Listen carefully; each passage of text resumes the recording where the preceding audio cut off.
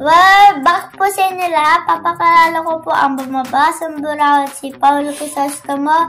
Papakalala ko naman po ang sarili. Ako po si Catherine Beatriz Crisostomo. Wala naman po na yun si Michael Poge and si Kuya Brian and then ang aking kaibigan. Magandang gabi po sa inyo lahat. Magandang gabi, bayan? Yes. Kasi marapit na maggabi. Maglalapit na maggabi. Ayan. So ano ba?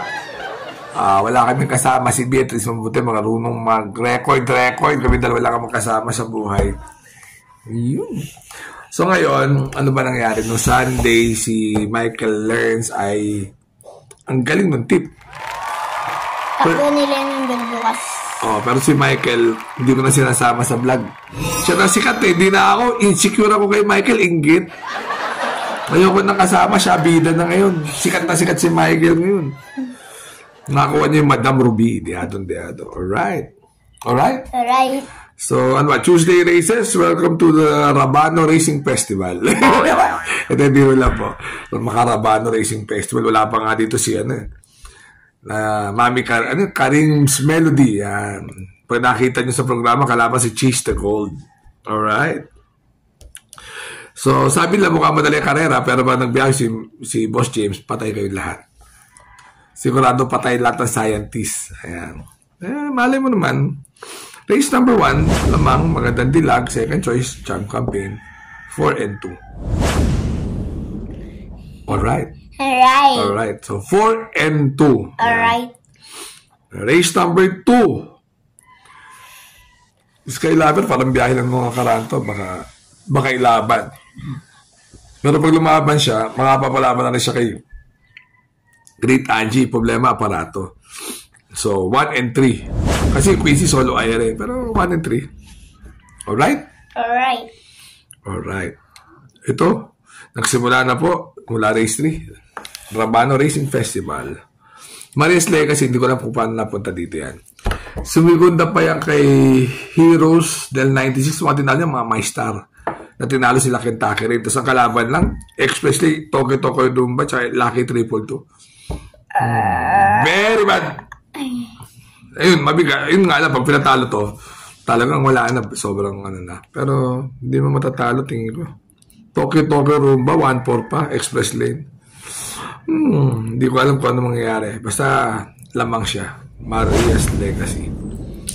Parang ganyan, no? Justisya, hinahanap. Ito, race number 4, miskin na nandito si Mantot Island na kay Boss James, even naman to, in fairness. Diba? Kasi wala nang bababaan, 15 bin eh.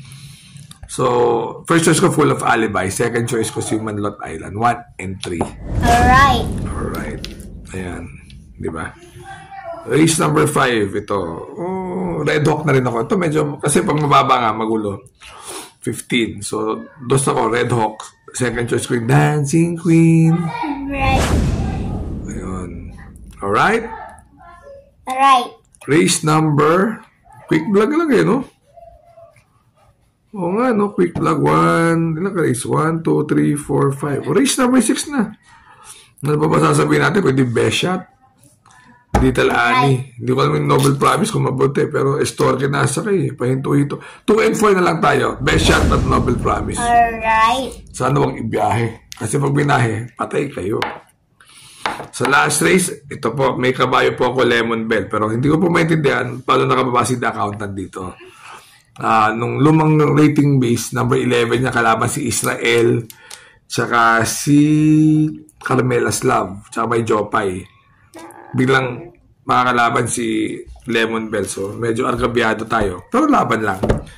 So, The Accountant na rin ang kalaban. Tapos yung top, ang ratings ng Accountant, parang nasa 40s pa yan eh. Tayo nasa 6. Ang layo.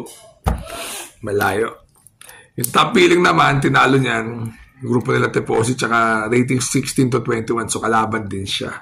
Kasama si Michael bukas. Oo. Pero tingin ko The Accountant na rin ng kalaban. 3, 5, and 4. Alright. Piliin ko dahil ano. Okay. Ang gagawin lang natin, tatanglawan natin si The Accountant para kung matalo man tayo, segundo na tayo. Kaysa lawaman tayo ng isahan. Walang silbi. Top feeling mananalo. Magtatlo na rin kayo. Pero labas yan si Lemon Bell. 3, 5, and 4. Alright. Oo. Argabyado tayo sa 13. So, quick vlog. Remember to be good because God is good all the time. Pag wala si Michael, wala kaming libog. Yes. Alright? Bye-bye. Bye-bye. See you. See you tomorrow. See you tomorrow.